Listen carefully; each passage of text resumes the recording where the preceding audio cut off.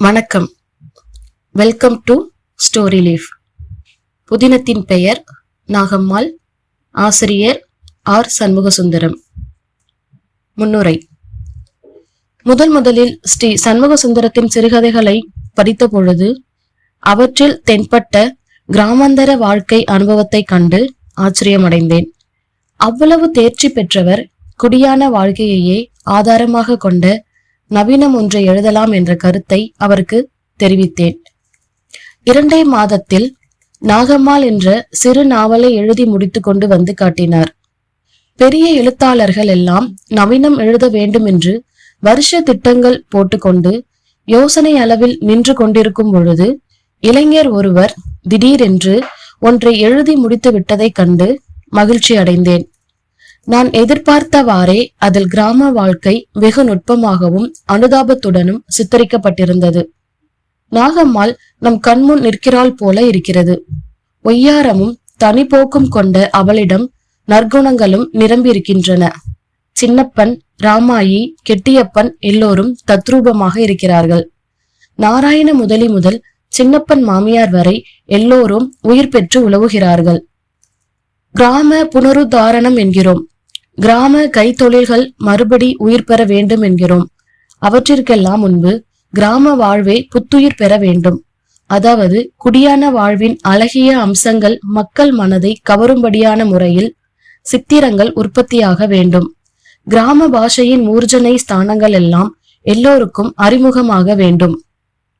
ஹார்டினுடைய வெஸ்செக்ஸ் நாவல்களை போன்ற அழியாத எழுத்துக்கள் தமிழ்நாடெங்கும் தோன்றி கிராம வாழ்க்கையின் விரிவையும் மேன்மையையும் தூய்மையையும் படம் பிடிக்க வேண்டும் என்று எனக்கு வெகு நாளைய அவா. சண்முகசுந்தரத்தின் நவீனம் அந்த வகையில் முதல் நூல் என்றே சொல்ல வேண்டும். வெங்கமேடு ஹார்டியின் எக்டன் பொட்டலை நினைப்பூட்டுகிறது.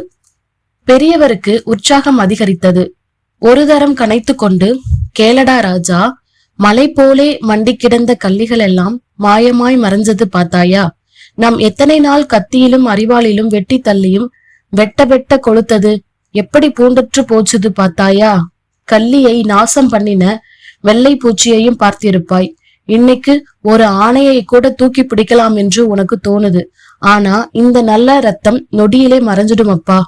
இதில் சண்முகசுந்தரத்தின் தமிழ் நடையில் உள்ள மேன்மையும் குறையும் நன்றாக தெரிகிறது. குடியான பேச்சை வெகு நுட்பமாக கிரகித்திருக்கிறார். ஆனால் நடுவில் சில இலக்கண பதங்கள் சேர்ந்து கொச்சையின் வேகத்தை குறைக்கின்றன. ஆனால் முதலாக எழுதிய நூலில் எல்லா எழுத்தாளர்களுக்கும் இருக்கும் கொச்சை இலக்கண தொல்லையை இவ்வளவு தூரம் சமாளித்திருப்பதே பெரிய விஷயம்.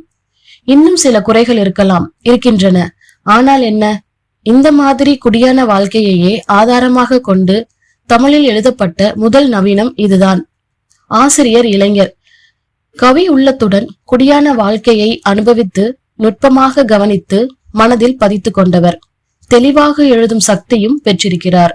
அவர் மேலும் குடியான வாழ்க்கையை இன்னும் பல சித்திரங்களில் நமக்கு அளிக்க வேண்டும். ஏனெனில் அந்த வாழ்க்கையில்தான் எளிமையும் நம் குணமும் இருக்கிறது. அதில்தான் சிக்கனமும் பெருந்தன்மையும் இருக்கிறது. அதில்தான் பரோகாரமும் ஆத்மீக பற்றும் இருக்கிறது. அதுதான் உயர்வுக்கு ஆதாரம். அது புனருதாரமானால் கிராம புனருதாரணம் நிறைவேறும். கூப்பா ராஜகோபாலன். நன்றி.